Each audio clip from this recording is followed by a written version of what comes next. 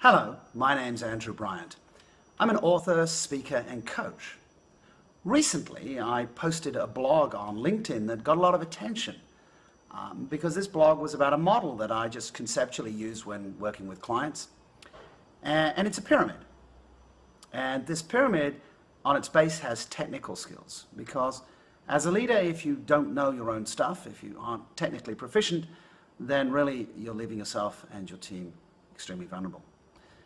The next way we really measure any kind of personal or group leadership is through execution ability. The ability to get the job done, which is usually working together in a reasonably small team with a clear objective. And that requires taking yourself beyond just your individual ability and having some communication, the ability, as I said, to work with a team and to push through the challenges that you will face and to execute, to get it done. It is no good being technically brilliant if you cannot, at the end of the day, create a product or a service that somebody will purchase. So over above execution ability, we need some other elements of the pyramid. The next level of the pyramid is, in fact, collaboration capability. Now, it's a nice alliteration, I'm sure you agree, but what do I mean by collaboration capability? People intuitively work quite well with small teams when everybody's aligned to one objective. Where people actually need to develop leadership skills is in collaborating with other teams which have different makeups and perhaps slightly different objectives, although those objectives should be aligned with the greater organizational strategy. So, for instance, sales needs to work with operations, marketing needs to work with finance. And how do these teams collaborate? What is the capability? Well, the ability is to be able to handle conflict, and that conflict is always a difference in perspective, should I say. So, as humans, we tend to be very defensive about our own way of seeing the world. This isn't particularly useful in an organization. We need to be able to step back and take a big picture. And when working with teams around collaboration capability, I teach them to ask the question, what's important to you about that? Now, we assume that what is important to us is immediately important to those that we're working with or collaborating with.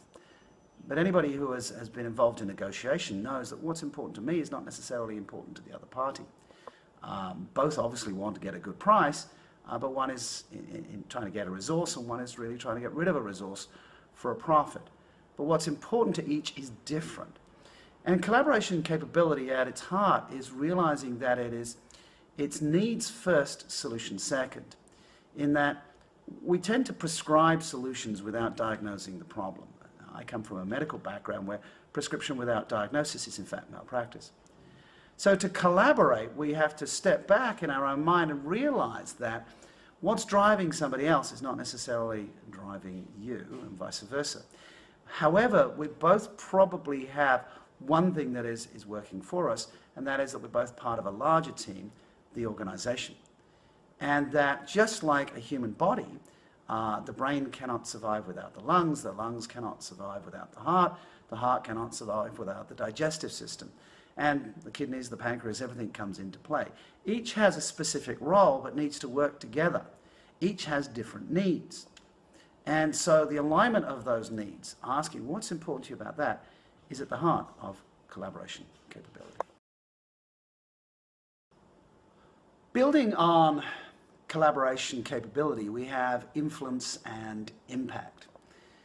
Now, even if you have the most fantastic technical ability, if you are unable to communicate that with influence and impact, your effect within the organization and in fact your career prospects are significantly limited.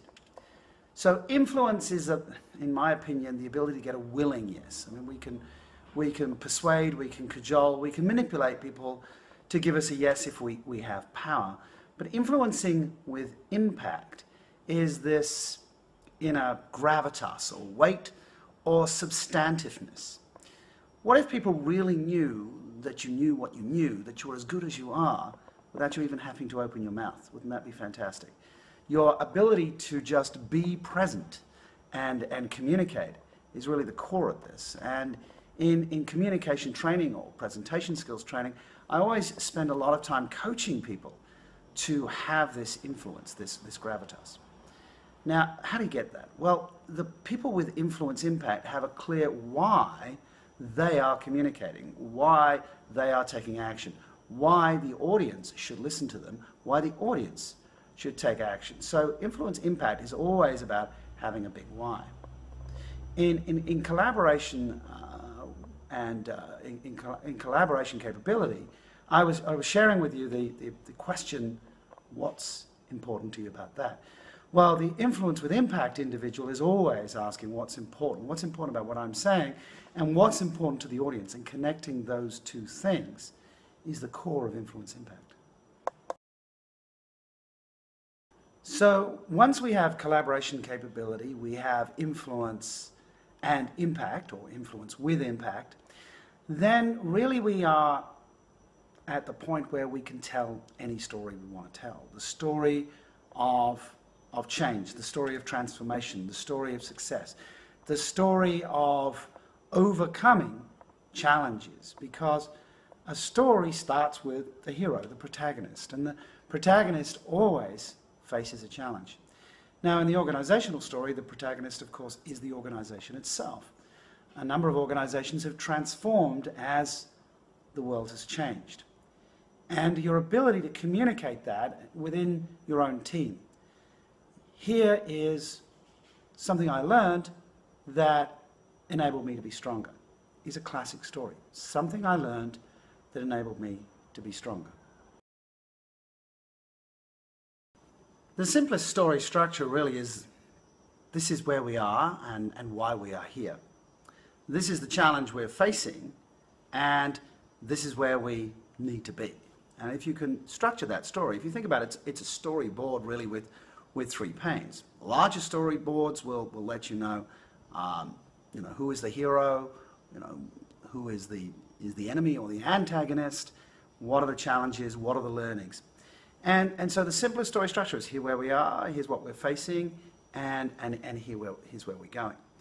Now, the importance in telling a story is to get those clear in your mind and to practice them before you tell that story.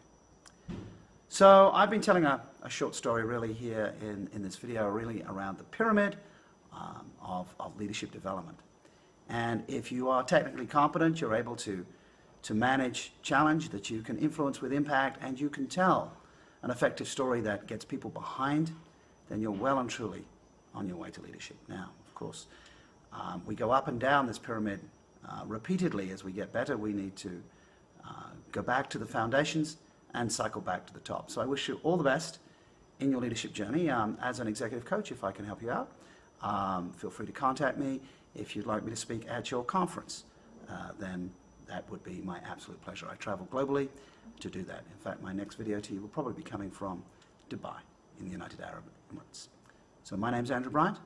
Thank you, and goodbye.